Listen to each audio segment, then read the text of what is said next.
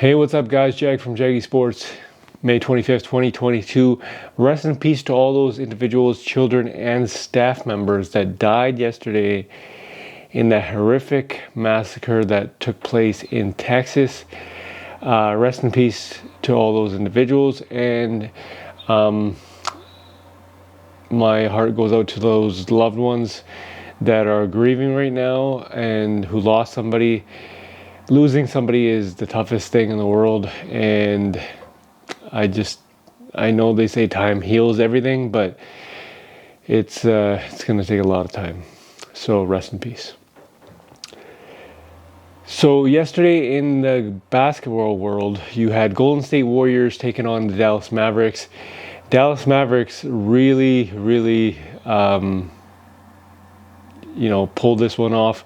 They led as many as by at least 20, I think it was, and they staved off elimination. They will head back to the Bay Area tomorrow night to play the Golden State Warriors. And Jim Carrey said it best in Dumb and Dumber. He said, "So you're telling me that there's a chance?" And I just think that's Luka right now, because they stave off elimination. But I know this sounds crazy, but can the Dallas Mavericks come back to beat the Golden State Warriors? Can they actually pull this one off?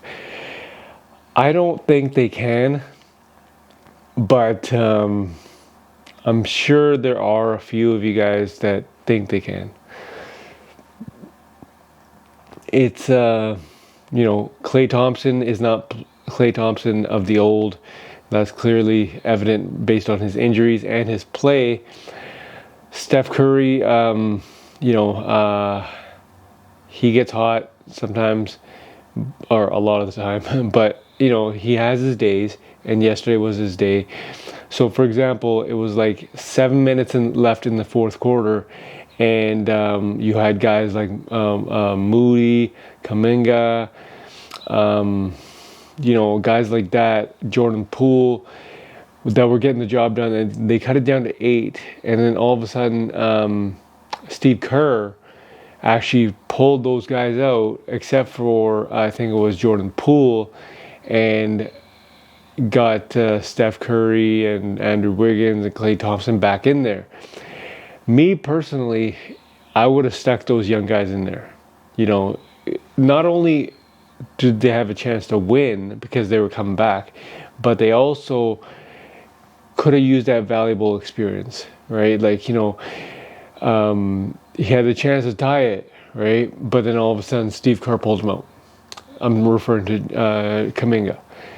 So, at the end of the day, I get it. It's basketball. You got to go with the MVP of your team. But me personally, like I said, I would have stuck to those young guys.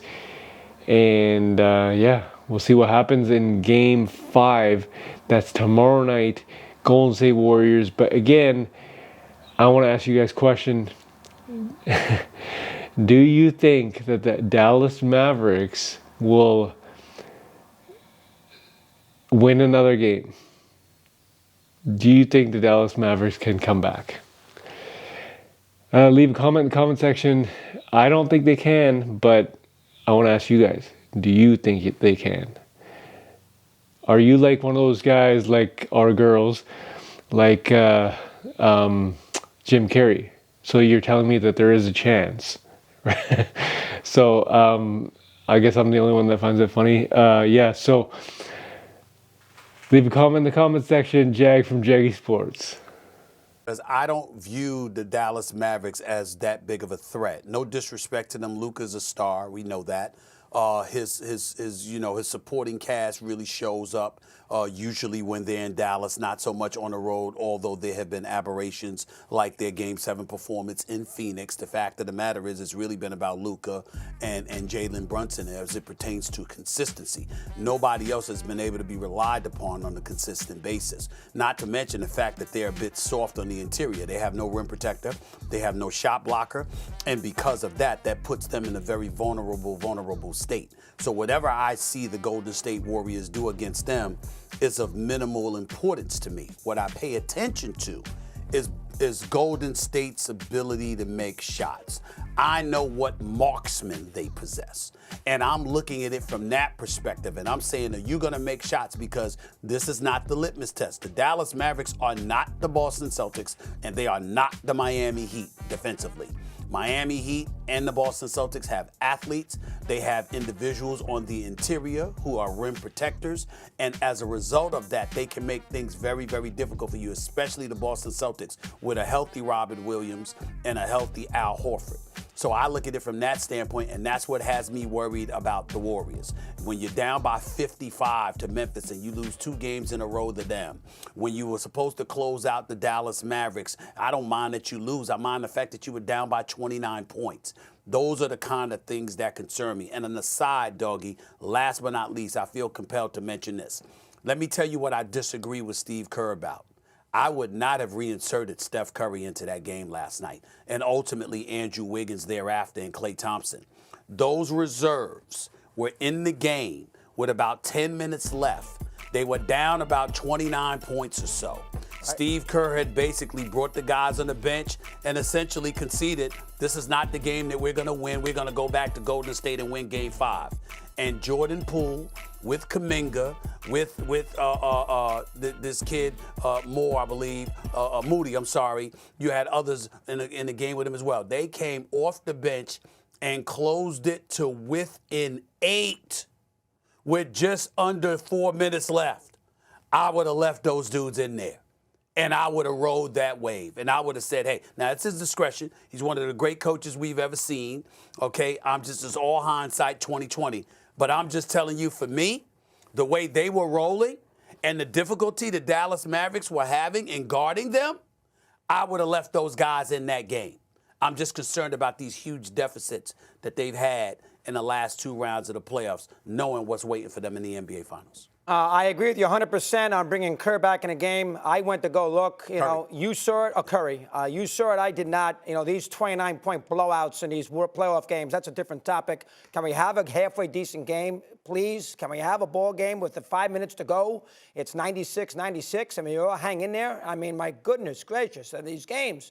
The best game so far we've seen in this series was Game 2 when Dallas played very well, could have won, and Golden State pulled away in the fourth quarter. I understand your point. I wouldn't have put Curry back in the game either, but a quick dunk by Doncic. I looked at the play-by-play sheet. That's how I know. Off a Maverick timeout, quickly got that lead back to 10. So I don't know if that's that big a deal. You are 1,000% right, but I'm not going to make too big a deal about that. I also don't want to make too big a deal about Golden State losing. They haven't lost a home game yet in this postseason. They won't have home court against Miami, so they're going to have to win a road game there, but they didn't have home court against Memphis, and they figured out a way to win a game in Memphis. They are going to be very difficult to beat. I don't like getting killed by 29 points, but let's give Dallas some credit. Doncic is a wonderful player. I think he's a top 3-4 player in the league. That's how good I think he is. And they made some shots. They shoot 1,000,000 threes. The ball went in last night. It did not go in in Game 1 and in Game 3. The ball went in last night. I'm not going to make too big a deal about it. I'd be shocked if Dallas won Game 5, and maybe they'd be competitive, but I'd be shocked.